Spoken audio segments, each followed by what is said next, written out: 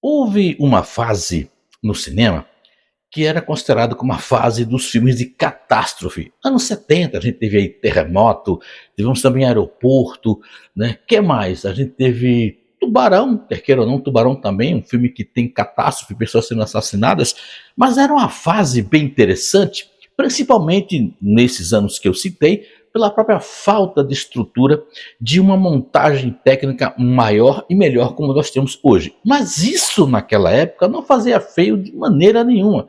Pelo contrário, era utilizar o que a gente tinha para produzir obras incríveis. E nos anos 90, um filme que inclusive teve uma refilmagem recentemente, ganhou as telonas e foi um sucesso estrondoso. Estamos falando de Twister. Você deve ter visto o filme mais recente com o Glenn Powell. Mas esse que a gente está se referindo aqui é um filme que completa 30, aliás, completou 30 anos neste ano de 2026. Vamos conhecer um pouco desse mega sucesso depois da vinheta.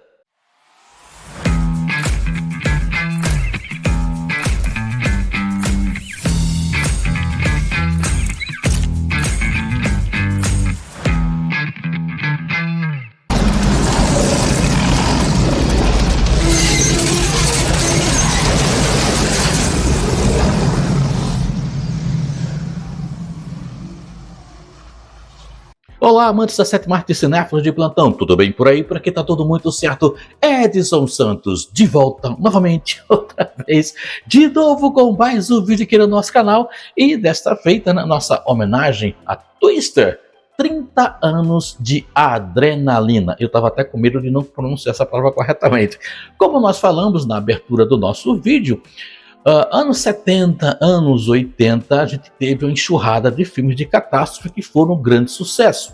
Mas o Twister tinha uma pegada diferenciada exatamente porque o desafio qual era? Era filmar o olho do furacão. Já imaginou tudo isso? Logicamente a gente sabe que Estados Unidos e algumas cidades como Oklahoma possuem uma variedade enorme desses fenômenos naturais, né? A questão do ar seco e um pouco de tempestade, junta tudo e forma aquela belíssima e perigosíssima ação da natureza. E aí, com a verdadeira magia do cinema, não era possível deixar de fora essas verdadeiras necessidades. Se você assistiu o Twister, antes de mais nada, se você assistiu o primeiro, coloca aqui embaixo nos seus comentários que assistiu no cinema, assistiu no VHS ou no DVD, e se você curtiu, se não curtiu. Entre o dos anos 90 e essa versão mais nova com Glenn Powell, você gosta mais de qual? Deixa aqui embaixo nos comentários, tá? E não esquece, se inscreve no canal, ativa o sininho para receber notificações, deixa o teu like, o teu joinha, o teu ok e o comentário.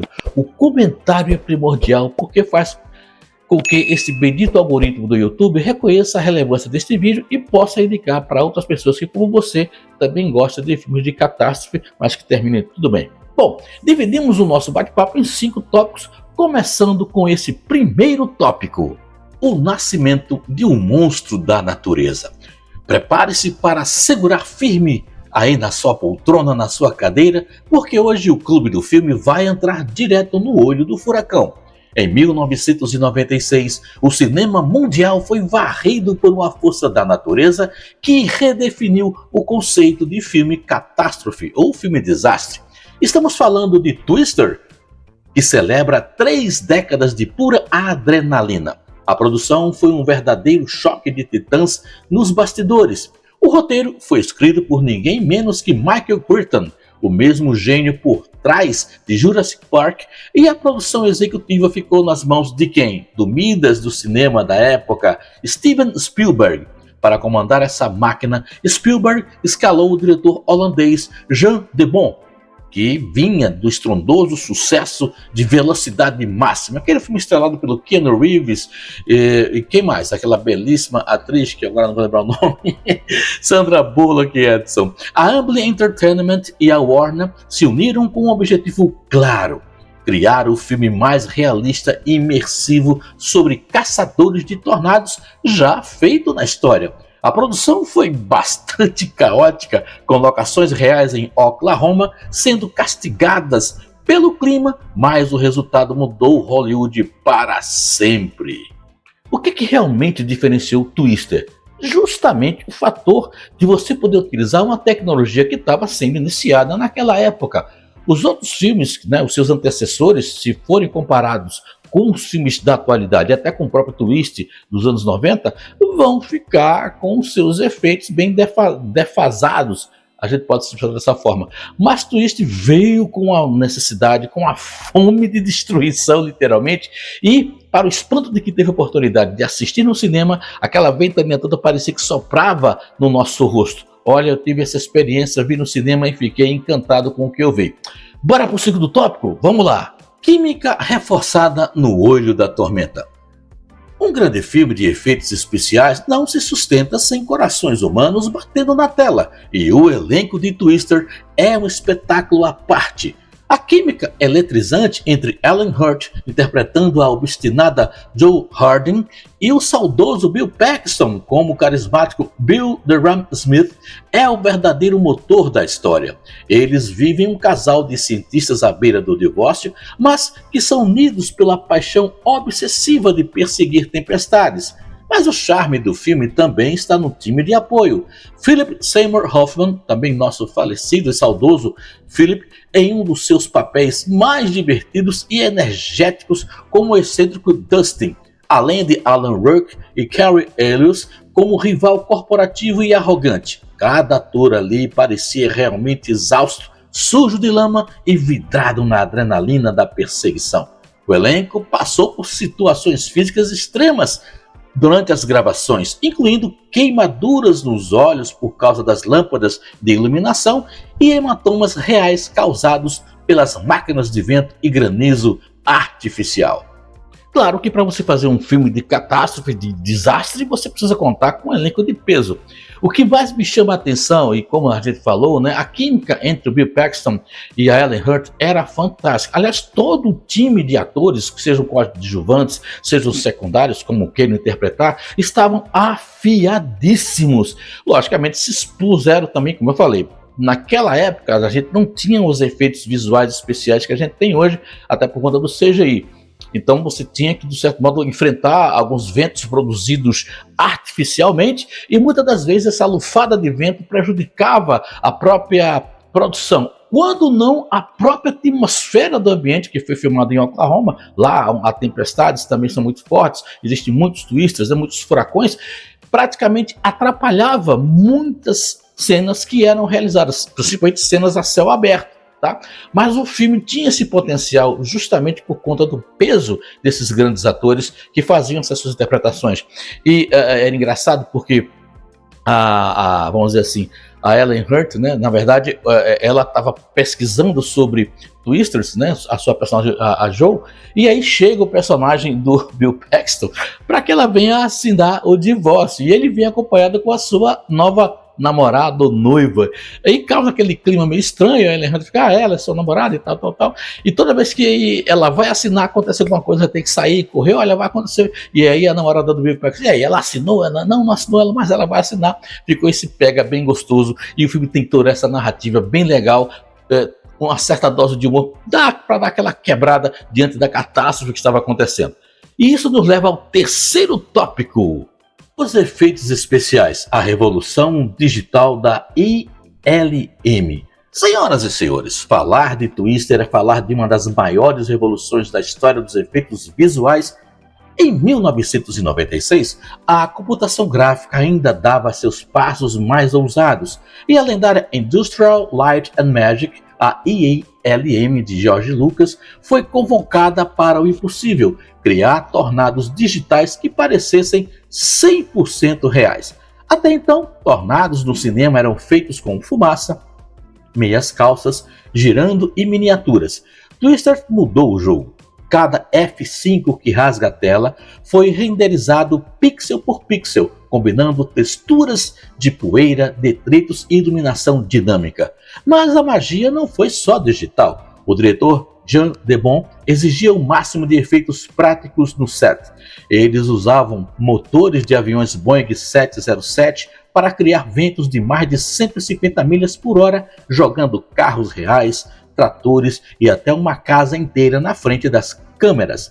O design de som é outra obra-prima. Para criar o rugido aterrorizante dos tornados, a equipe de áudio misturou e desacelerou sons de gemidos de camelos e leões. O resultado, uma indicação dupla ao Oscar de melhores efeitos visuais e melhor som.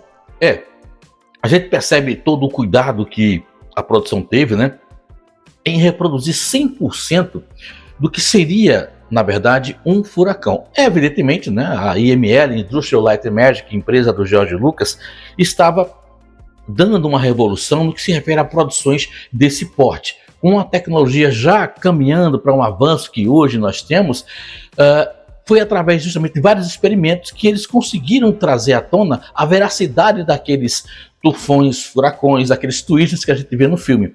Essa adrenalina sobe, principalmente, mais ainda, quando você tem unido a esses efeitos visuais, os efeitos práticos. E aí, como nós comentamos anteriormente, o risco de acidente era normal, não vou dizer fatal, porque havia todo um cuidado com relação a dublês, equipe técnica e especialmente aos atores, não é isso? E isso nos leva ao nosso quarto tópico. Curiosidades dos bastidores, a vaca voando e tensão no set. E claro que uma produção dessa magnitude esconde curiosidades insanas de bastidores. A mais famosa delas, que virou cultura pop, é a clássica cena da vaca voando. Aquela vaca, na verdade, era o modelo digital de uma zebra de Jumanji, filme do ano anterior, tá? Que foi retexturizada pela IML para virar um bovino girando no ar. Outro fato bem curioso, o filme foi tão impactante que inspirou uma geração real de meteorologistas e caçadores de tempestades lá nos Estados Unidos. O número de estudantes de meteorologia explodiu nos anos seguintes ao filme. Nos bastidores, a tensão era altíssima. O diretor Jean Debon tinha um temperamento tão difícil e explosivo que toda a equipe de fotografia original se demitiu no meio das gravações após uma discussão calorosa. Para completar, os atores principais Alan Hurt e Bill Paxton ficaram temporariamente cegos ou sem enxergar com muita clareza por alguns dias porque o diretor utilizou lâmpadas eletrônicas especiais super fortes para fazer o céu de Oklahoma parecer nublado e bastante escuro. É lógico e evidente que numa produção como essa nem tudo eram flores, né? Principalmente quando você está brincando de produzir tempestades, brincando de produzir twisters, né? Então você vê o seguinte, a cena da vaca é muito icônica porque a namorada no caso do personagem de Bill Paxton, estava com ele justamente no carro seguindo a personagem a Joe, né, a personagem da Ellen Hurt, que estavam perseguindo justamente um twister, um furacão. E ele começou a ficar mais forte, começou a destruir o que estava ao redor. E aí, nesse meio tempo, ele passa por uma fazenda e as vagas começam a voar. Em dado momento, a personagem, que é a namorada do personagem do Bill Paxton, tá no celular conversando com alguém. Não, eu vou aí, não sei o que, ela não estou ainda, mas a gente volta daqui a pouco. E de repente ela dá de cara com a vaca voando na frente dela. Ela para, olha pelo para-brisa, olha, eu vou ter que desligar. Eu estou vendo vacas voando na minha frente. Só você vendo a cena para você dar a gargalhada que todo mundo no cinema deu